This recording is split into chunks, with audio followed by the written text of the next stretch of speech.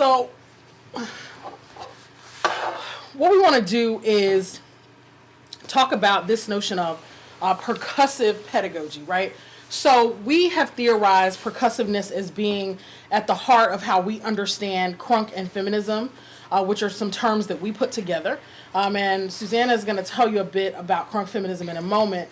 But by percussive, we mean bringing together disparate elements and having them make noise. And then our job is to sort of make sense of that noise, right? To take things that are dissonant and to think about that kind of dissonance as being productive. So we really think that one of the things we do well as a collective of bloggers and activists and scholars is to put to capitalize on a kind of contrary approach to pop culture and social justice work, where we're always thinking about what lies in the tension between academic and activist spaces, between popular culture and rigorous scholarship, etc.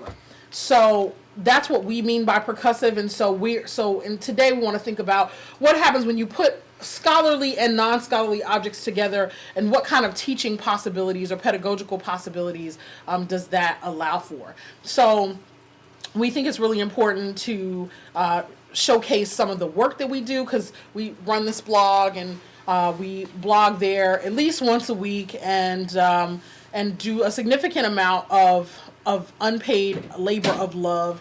And we want to, so what we're going to have folks do, but that labor is also often disembodied for our reading audience. So we're going to have folks read from some of the pieces that they've written, and we're going to do that after Susanna gives us a little bit of the history of the CFC.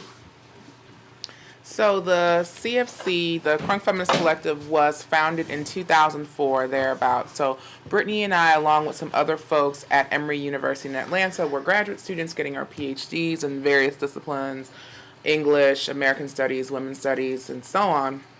And this was during the time where crunk music was becoming sort of nationally known. Crunk music, a particular kind of southern-based hip-hop, bass-laden, beat-driven is how we've talked about it on our website, was becoming sort of nationally known, although it had been a part of the southern landscape for a long time before that. So we're in graduate school. Crunk music is a popular thing on the radio, but people are also taking the word crunk and using it to describe their lives, right, our lives. And so rather than sort of just talking about crunk as, I got crunk at the party, I'm dancing and I feel crunk, we would say things like, girl, I was in that class and I had to get crunk with my classmates because they were saying racist things, sexist things, ableist things, what have you, and I really had to check them. I really had to check this person in this space. I had to get crunk with them.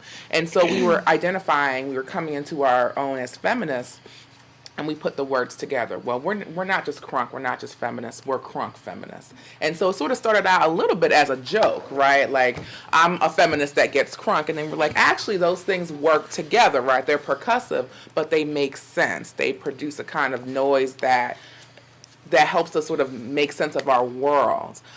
So that was 2004, and we all kind of went our separate ways after graduate school. But then in 2010, Brittany and I were both youthful assistant professors, and I was at Auburn and still am, and Brittany was at the University of Alabama, and so we were fairly close to each other, but a lot of our other folks were far. Folks had dispersed in the course of graduating or pursuing other opportunities, and we were thinking about having a feminist community because we had to continue to get crunk.